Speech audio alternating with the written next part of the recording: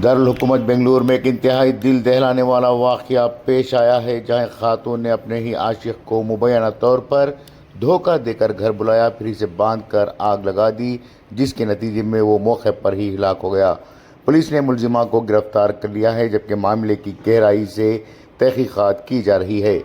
Media reports के मुताबिक ये लफ्ज़-खेज़ वारदात बेंगलुरु के बैडरहली पुलिस थाने के हुदूद में वाक़ अंजना नगर में पेश आया, जहां 27 साल खातून ने अपने 27 साल आशिक को एक ख़ास सरप्राइज़ या प्यार भरे लम्हे के बहाने अपने घर बुलाया था।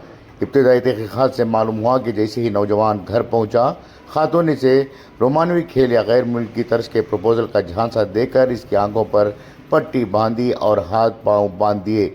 नौजवान इस सूरत हाल को एक मजाक या सरप्राइज समझता रहा, लेकिन चंद ही लम्हों बाद खातून ने इस पर पेट्रोल और मिट्टी का तेल डालकर आग लगा दी, जिससे वो बुरी तरह झुलस कर मौके पर ही दम तोड़ दिया।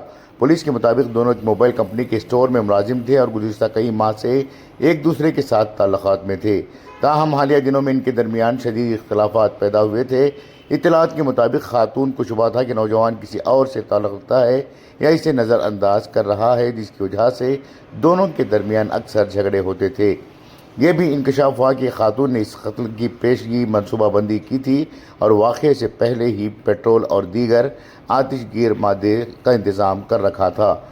इब्तिदाई तौर पर मुलजिमा ने पुलिस को गुमराह की कोशिश करते हुए दावा किया कि नौजवान ने खुदकशी की और वो बाथरूम में थी जब यह वाक़या पेश आया। ताहम जाए वाक़े के वो शवाहिद, CCTV फुटेज और तफ्तीश के दौरान सामने आने वाले तजाद ने इसके बयान को मशकूक बना दिया, जिसके बाद सख्त पूछताछ में इसने अपना जुर्म कबूल कर लिया। तहकीकात में यह भी सामने आया कि खातून ने मुबैना तौर पर पूरे वाक़े को अपने मोबाइल फ़ोन में रिकॉर्ड भी किया, जो इस जुर्म की शफाकियत को मज़ीद ज़ाहिर करता है। पुलिस ने मुलजिमा का मोबाइल फ़ोन जब्त कर लिया है और फॉरेंसिक जाँच की जा रही है ताकि मज़ीद शवाहिद इकट्ठा किए जा सके। पुलिस ने खातून को हिरासत में लेकर मुकदमा दर्ज कर लिया है। ब्यूरो रिपोर्ट, इनकलाब न्यूज़, बेंगलुरु। ಇವತ್ತು ಮಧ್ಯಾಹ್ನ ಸುಮಾರು 1:15 1:45 ನಡುವೆ ನಮ್ಮ ಬ್ಯಾಡರಹಳ್ಳಿ ಪೊಲೀಸ್ ಠಾಣೆ ವ್ಯಾಪ್ತಿಯ ಅಂಜನಾನಗರದಲ್ಲಿ ಪ್ರೇಮ ಎನ್ನುವರ ಮನೆಯಲ್ಲಿ ಒಬ್ಬ ವ್ಯಕ್ತಿ ಕಿರಣ್ ಎನ್ನುವರಿಗೆ ಪೆಟ್ರೋಲ್ ಮತ್ತು ಕೆರೋಸಿನ್ ಮಿಶ್ರಿತ ಒಂದು ಲಿಕ್ವಿಡ್ ಹಾಕಿ ಆ ಮನೆಯಲ್ಲಿ ಪ್ರೇಮ ಎನ್ನುವರು ಬೆಂಕಿ ಹಚ್ಚಿ ಕೊಲೆ ಮಾಡಿರುವ ಒಂದು ಪ್ರಕರಣ ಆಗಿರ್ತದೆ. ಈ ಪ್ರೇಮ ಮತ್ತು ಮೃತ ಕಿರಣ್ ಇಬ್ಬರು ವೊಡಾಫೋನ್ ಒಂದು ಕಚೇರಿಯಲ್ಲಿ ರಾಜಾಜಿನಗರದಲ್ಲಿ ಹಿಂದೆ ಕೆಲಸ ಮಾಡ್ತಿರ್ತಾರೆ ಮತ್ತು ಪರಸ್ಪರ ಪ್ರೀತಿ ಮಾಡ್ತಿರ್ತಾರೆ ಅಂತ ತಿಳಿದು ಬಂದಿರ್ತದೆ. ಸೊ ಇತ್ತೀಚೆಗೆ ಅವರ ಒಂದು ರಿಲೇಷನ್ಶಿಪ್ಪಲ್ಲಿ ಯಾವುದೋ ರೀತಿಯ ಸಮಸ್ಯೆ ಆಗಿ ಸೊ ಈಕೆ ಕಿರಣ್ ಅನ್ನೋನು ಈ ಪ್ರೇಮವನ್ನು ನೆಗ್ಲೆಕ್ಟ್ ಮಾಡ್ತಿದ್ದಾನೆ ಅನ್ನೋ ಒಂದು ಫೀಲಿಂಗಲ್ಲಿ ಆತನನ್ನು ಕೊಲೆ ಮಾಡಲು ಈಕೆ ನಿರ್ಧಾರ ಮಾಡಿ ಇವತ್ತು ಮನೆಗೆ ಕರೆಸ್ಕೊಂಡು ಒಂದು ಕೃತ್ಯವನ್ನು ಎಸಗಿರ್ತಾರೆ. ಇವನೇ ಅವಾಯ್ಡ್ ಮಾಡ್ತಿದ್ದ ಅಂತ ಅವಳಿಗೆ ಒಂದು ಫೀಲಿಂಗ್ ಬಂದಿರ್ತದೆ, ಇತ್ತೀಚೆಗೆ ನನ್ನನ್ನು ಅವಾಯ್ಡ್ ಮಾಡ್ತಾ ಇದ್ದಾನೆ ಅಂತ. ಸೊ ಈ ಹಿನ್ನೆಲೆಯಲ್ಲಿ ಆತನನ್ನು ಇವತ್ತು ಫೋನ್ ಮಾಡಿ ಕರೆಸ್ಕೊಂಡು ಈ ಒಂದು ಕೃತ್ಯನ ಎಸಗಿರ್ತಾಳೆ. ಸರ್, ವಿಡಿಯೋ ಏನೋ ಮಾಡಿಟ್ಟಿದ್ದಾಳಂತಲ್ಲ ಸರ್, ಆ ರೀತಿ ಮಾಡ್ಬೇಕಾದ್ರೆ ವಿಡಿಯೋ ಎಲ್ಲ ಕೈ ಕಾಲೆಲ್ಲ ಕಟ್ಟಿ ನಾವು ಇನ್ನೂ ಅದನ್ನೆಲ್ಲ ಪರಿಶೀಲನೆ ಮಾಡಬೇಕು, ಏನು ಮಾಡಿದಾಳೆ ಏನು ಅಂತ. ಸೊ ಇನ್ನು ಪ್ರಕರಣ ದಾಖಲಾಗ್ತಾ ಇದೆ.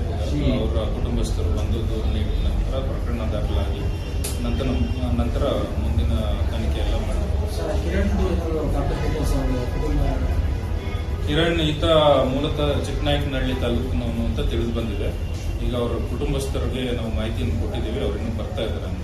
ಏನು ಕೆಲಸ ಮಾಡ್ತಾ ಇದ್ರು ಸರ್ ಇವರಿಬ್ರು ವೊಡಾಫೋನ್ ಇದರಲ್ಲಿ ಆಫೀಸಲ್ಲಿ ಈ ಸಿಮ್ ಕಾರ್ಡ್ ಮಾರಾಟ ಮಾಡೋದು, ಈ ರೀತಿ ಕಸ್ಟಮರ್ಸ್ಗೆ ಸರ್ವಿಸ್ ನೀಡುವಂತ ಒಂದು ಕೆಲಸ ಮಾಡ್ತಾರೆ. ಎಷ್ಟು ವರ್ಷದಿಂದ ಜೊತೆ ಇವರು ಪರಿಚಯ ಪರಸ್ಪರ ಕಳೆದ ವರ್ಷದಿಂದ ಅಷ್ಟೇ ಪರಿಚಯ ಆಗಿದೆ ಅಂತ ತಿಳ್ಕೊಂಡಿದೆ. ಬಟ್ ಕೆಲಸ ಬೇರೆ ಬೇರೆ ಕಡೆ ಮಾಡಿದ್ದಾರೆ. ವೊಡಾಫೋನ್ ಅಲ್ಲೂ ಕೂಡ ಈ ಹಿಂದೆ ಸುಮಾರು ವರ್ಷದಿಂದ ಮಾಡಿದ್ದಾರೆ. ಫರ್ದರ್ ಡೀಟೇಲ್ಸ್ ಇನ್ನೂ ಡೀಟೇಲ್ ಆಗಿ ವಿಚಾರಣೆ ಮಾಡಿದ ನಂತರ ಅಂದ್ರೆ ಪ್ಲಾನ್ ಮಾಡೇ ಮರ್ಡರ್ ಮಾಡಿದ್ದಾರೆ ಅನಿಸ್ತಾ ಅಂದ್ರೆ ಕೆರೋಸಿನ್ ಪೆಟ್ರೋಲ್ ತಂದಿಟ್ಕೊಂಡು ಅದೇ ಪೂರ್ವ ತಯಾರಿ ನಡೆಸಲಾಗಿದೆ ಅನ್ನೋ ಮಾಹಿತಿ ನಮಗೆ ತಿಳಿದು ಬಂದಿದೆ.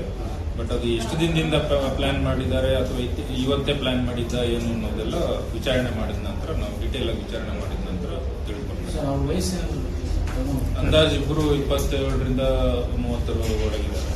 ಇಬ್ರು ಪ್ರೀತಿ ಮಾಡ್ತಾ ಇರೋದು ಈ ಹಿಂದೆ ಇತ್ತು ಅಂತ ನಮಗೆ ಪ್ರಾಥಮಿಕವಾಗಿ ಮಾಹಿತಿ ಬಂದಿದೆ. ಸೊ ಅದಕ್ಕೆ ಏನಾದರೂ ರಿಲೆವೆಂಟ್ ನಮಗೆ ಎವಿಡೆನ್ಸ್ ಸಿಕ್ಕಿದ್ರೆ ಕನ್ಫರ್ಮ್ ಮಾಡ್ತೀವಿ. ಅವ್ರು ಎನ್ಕ್ವೈರಿಲಿ ಏನಾದ್ರು ಹೇಳಿದ್ದಾರೆ ಈಗಾಯ್ತು ಇನ್ಸಿಡೆಂಟ್? ಇಲ್ಲ, ಇನ್ನು ಪ್ರಕರಣ ದಾಖಲಾಗ್ತಾ ಇದೆ. ಹೌದು. ಸೊ ಅದಾದ್ಮೇಲೆ ವಿಚಾರಣೆ ಮಾಡಿ ನಮಗೆ ಪ್ರಾಥಮಿಕವಾಗಿ ನಮಗೆ ತಿಳಿದು ಬಂದಿರೋ ಮಾಹಿತಿ ಇದು. ಸೊ ಇದನ್ನು ವಿಚಾರಣೆ ಮಾಡಿದ ನಂತರ ಕನ್ಫರ್ಮ್ ಮಾಡ್ತೀವಿ. ರೈಟ್.